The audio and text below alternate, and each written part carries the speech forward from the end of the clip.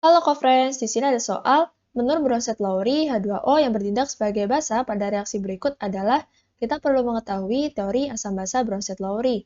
Asam, dia mendonorkan proton, sedangkan basa, dia merupakan akseptor atau menerima proton. Kita cek satu persatu opsi jawabannya. Yang pertama yaitu A, H2O berpasangan dengan H3O+, sedangkan H2SO4 berpasangan dengan HSO4-. Di sini H2O mengalami penambahan proton, H2SO4 mengalami pengurangan proton. Maka H2O bertindak sebagai akseptor proton. Dia bersifat basa. Opsi A tepat. Kita cek dulu opsi yang lainnya. Opsi B. H2O berpasangan dengan OH-, CO32- berpasangan dengan HCO3-. Di sini H2O mengalami pengurangan proton, sedangkan CO32- mengalami penambahan proton. H2O mendonorkan protonnya, CO32- menerima proton. Jadi H2O bersifat asam. Opsi B bukan jawabannya. Kemudian opsi C. Di sini hanya terbentuk satu senyawa.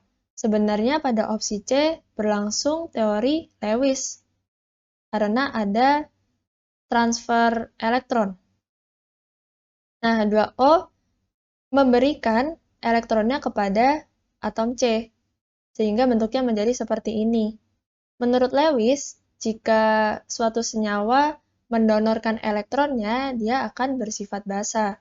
Jika dia menerima elektron, dia bersifat asam.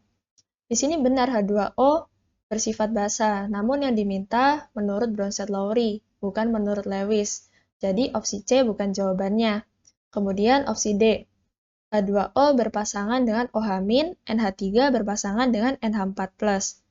Di sini H2O mengalami pengurangan proton, sedangkan NH3 mengalami penambahan proton. H2O bersifat asam dan NH3 bersifat basa.